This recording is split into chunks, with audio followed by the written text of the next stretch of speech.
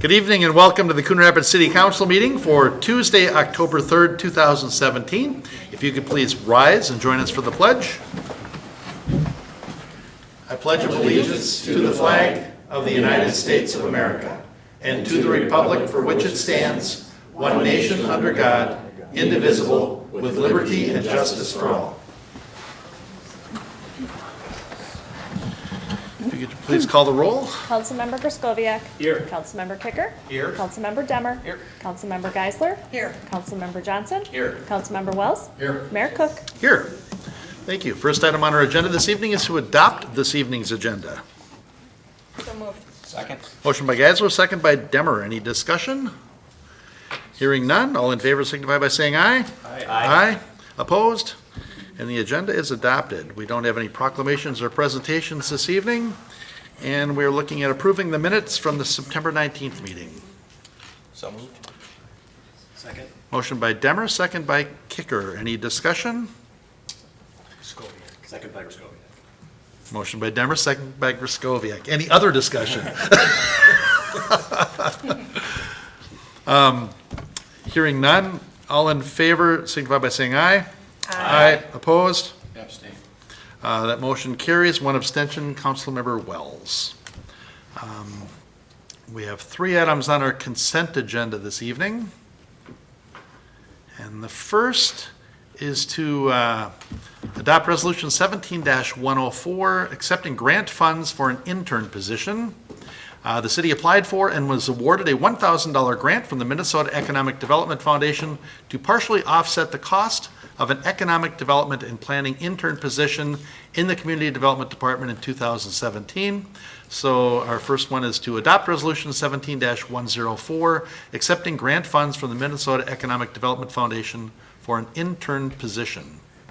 Next item on our consent agenda is to set a public hearing date for Wellhead Protection Plan Amendment Part 2. The City of Coon Rapids Wellhead Protection Plan Amendment Part 2 will summarize work completed to comply with Minnesota wellhead protection rules, and we will be scheduling a public hearing for November 7th, 2017. The wellhead protection is a way to prevent drinking water from becoming polluted by managing potential sources of contamination in the areas that supply water to the public wells. The City of Coon Rapids is continuously looking to maintain safe drinking water by implementing wellhead protection standards that keep the city's groundwater and wells from becoming polluted. Part 1 of the Wellhead Protection Plan was adopted in March of 2016 and identified the critical areas adjacent to our groundwater wells and the potential vulnerability of each well. Part 2 will focus on specific strategies for managing and protecting these critical areas and includes an inventory of potential contamination sources within the drinking water supply management area, specific management activities, and public education. So we are setting a public hearing date for November 7th, 2017 to review the city's Wellhead Protection Plan Part 2 amendment. The last item on our consent agenda is to adopt Resolution 17-107, accepting donations and contributions made to the 2017 Coon Rapids Love My Pet Fair. The Coon Rapids Love My Pet Fair held its third annual event on Saturday, September 23rd. Its goal is to promote responsible pet ownership by presenting a variety of pet services, products, and education from vendors and businesses supporting the pet industry. Approximately 400 people who came to the fair with their pets for a variety of activities. A total of approximately 20 staff members and volunteers helped to put this event together. A total of 29 vendors, partners, and businesses were present at the event or supported in many ways with valuable information for fairgoers. The list of donors and contributions, the list of donors for the 2017 Pet Fair: Border State Bank, Plastic Bag Mart, Pizza Flame, Dunn Brothers, Something Sweet by Matty Lou, and Chuck and Don's. So with that, we'll be adopting Resolution 17-107, accepting the contributions and donations made to this 2017 Coon Rapids Love My Pet Fair as noted in the attachment. Your Honor, Yes, Councilmember Kicker. I make a motion that we approve the consent agenda. Second. Motion by Kicker, second by Demmer. Any discussion or questions? Hearing none, all in favor signify by saying aye. Aye. Opposed? And that motion carries. We are on item 5, which is to consider assessment of costs for public improvements, Crescent Ponds 9th edition. This is public improvements have been completed for 19 new single-family residential lots within Crescent Ponds 9th Edition, located south of Main Street and west of University Avenue. If council doesn't have any questions, we'd be looking for a motion. Or if you do, ask away.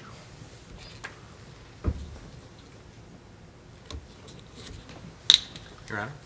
Councilmember Kicker? I'll make a motion that the council adopt the following resolutions. Resolution number 17-18 sub 10, declaring costs to be assessed, and 2, resolution number 17-18 sub 12, adopting the assessment. Second. Motion by Kicker, second by Geisler. Discussion? Hearing none, all in favor, signify by saying aye. Aye. Opposed? And that motion carries. Item 6 is to consider Resolution 17-103, certifying the 2017 delinquent utility levy. According to the city code, delinquent utility bills should be certified to the county for collection with real estate taxes. Users have been notified by mail that payments should be made to avoid certification. And, let's see here. Provisions have been made to accept the utility amount without interest through 4:30, okay. Provisions have been made to accept the utility amount without interest through 4:30 PM, November 10th, 2017. So they've got, these folks have until 4:30 PM on November 10th to pay them without interest. All right. So we'd be looking for a motion.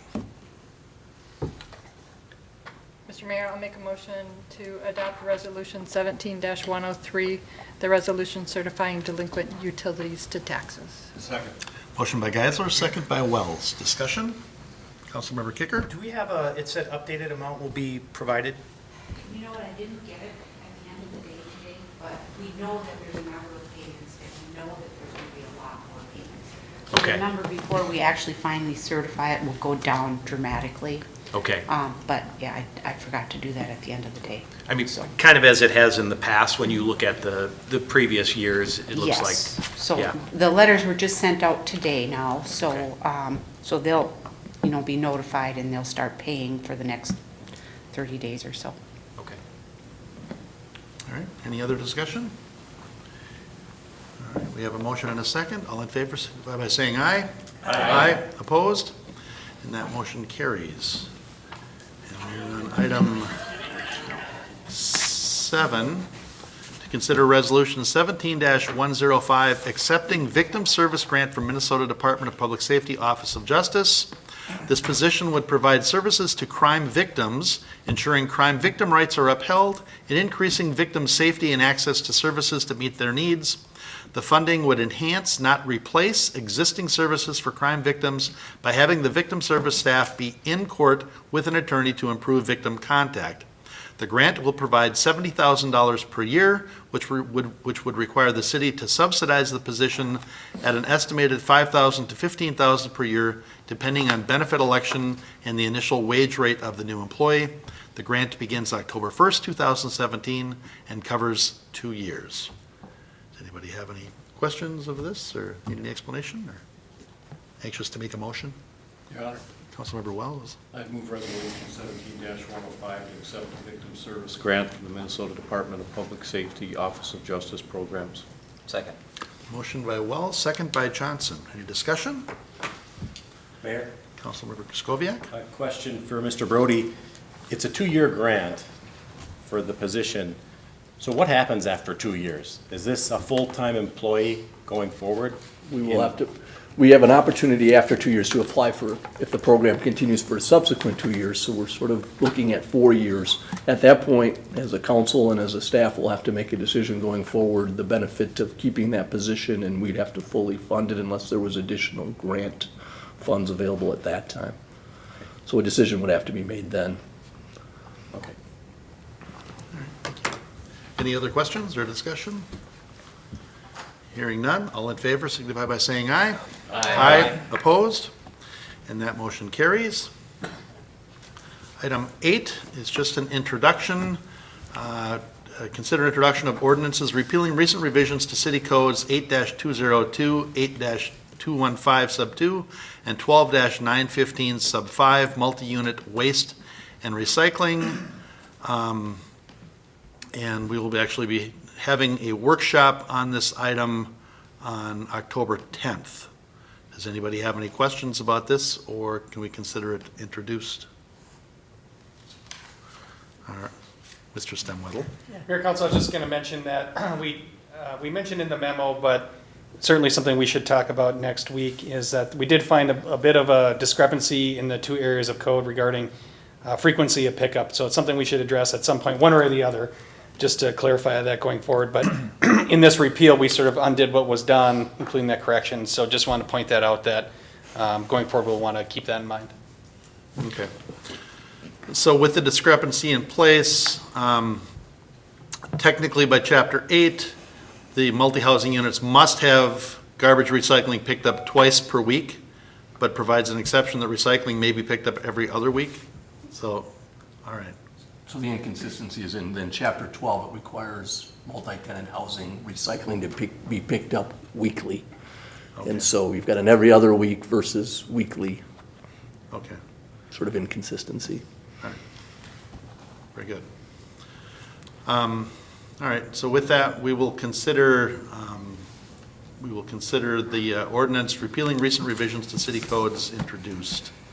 I'm not going to read all of it. Or codes 8-202, 8-215 sub 2, and 12-915 sub 5.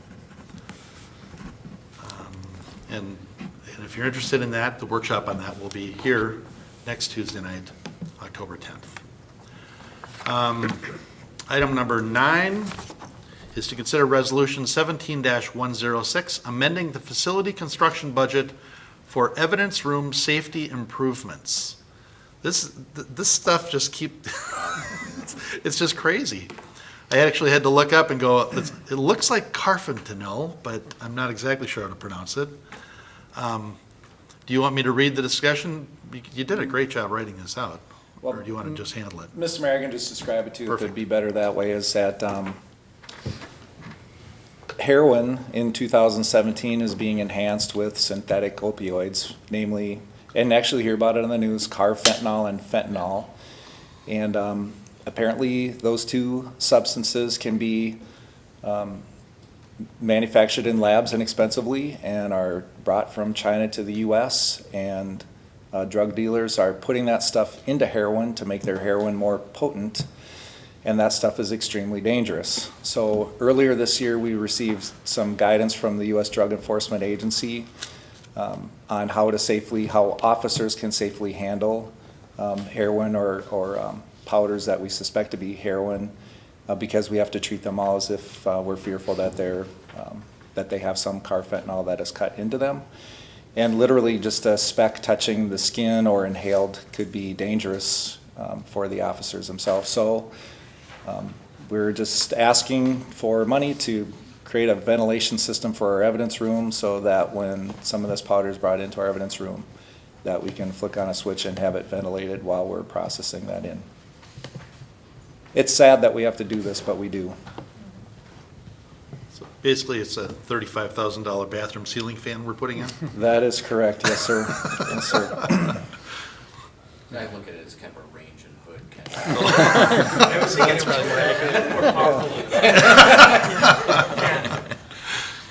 Mr. Mayor, if I might follow up on that, has there been any thought given the tri-county lab that we have now of actually, when we have samples like that, not storing them even in the Coon Rapids evidence lab, but maybe at the sheriff's department where they're probably already equipped for that? Yes, Mr. Mayor, Councilmember Johnson, is that we had extensive discussions about that, and frankly, it's fear that any white powder in a baggie could potentially be that. Right. And sometimes we run across young people that think that baking soda and a packaged up to look like drugs is a fun thing to do, but the officers don't know. So we just sort of we subscribe to the idea that the potential could be there for any drug that we take, including even marijuana that might be somehow influenced by some of this carfentanil that may be a part of it. And we take enough of it in on a regular basis that we just felt that we need to ventilate our evidence room. Very well, thank you. All right. questions, or does someone want to make a motion? Mr. Mayor, I'll make a motion to adopt Resolution 17-106, amending the 2017 facility construction budget for evidence room safety improvements. I'll second. Motion by Geisler, second by Johnson. Any other discussion? Hearing none, all in favor signify by saying aye. Aye. Opposed? And that motion carries. We are at the open mic portion of the meeting. Are you here for open mic? All right. We don't have any reports on previous open mics, and we are at other business. I have a list. Anybody else? Should I just go? All right. I just wanted to throw out a reminder that the Coon Rapids Farmers Market is still Wednesdays, 3 to 6, down at the Coon Rapids Ice Center. Fresh vegetables, flowers, and more. The Fix-It Clinic is this Saturday, October 7th, 10 a.m. to 1 p.m. at the Public Works Building. If you have items that need fixing, bring them to the Fix-It Clinic. It's a great way to fix and reuse goods rather than throw things away. Volunteers will help disassemble, troubleshoot, and repair broken items such as small appliances, vacuums, household electronics, lamps, etc. It's pretty impressive. I was over there last time for it, and those guys are pretty impressive. It's not Floyd's old fix-it shop where if tinking with a hammer doesn't fix it, it's not going to work. Those guys actually fix stuff. And if you are good at repairing items, not just hammering on them, they could use additional volunteers. Call 767-4689 for more information. It's all on the city's website. And then Monday, October 9th, 6:30 to 8, here in the City Council chambers, is the Lions Park Open House. They call it the Open House event. It's like a joint meeting with the Parks Commission or something, or? Traditional open house, I think. All right. Come see the latest designs for the renovation of Lions Coon Creek Park. And this is the last park to be renovated as part of the park bond approved by voters in 2013. Share your thoughts and give input on the designs before final approval. And then, because our next council meeting won't be until after this, fire station open houses are Saturday, October 14th from 10 to 12. All 3 fire stations are open, and it's really a great time for the family. For if you don't have kids and you just want to go look at fire trucks, it's awesome. Learn about fire prevention, watch a kitchen fire demonstration, take a station tour, learn about seatbelt safety, and more. Cookies, juice, coffee, and balloons are available. And then the only other event that I wanted to mention is this Thursday night is the Coon Rapids Rotary Club Sampler 17 at the Bunker Hills Event Center from 6 to 9. And it's a night of silent and live auctions, pedal pub rides, live music, games, craft beer, wine, and food tastings. Tickets are $40 and are available at the door. And yeah, other than that, I've just got game 1 of the American League Wild Card. Started at 7. So, any other business? No?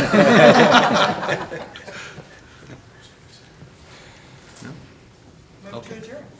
Second.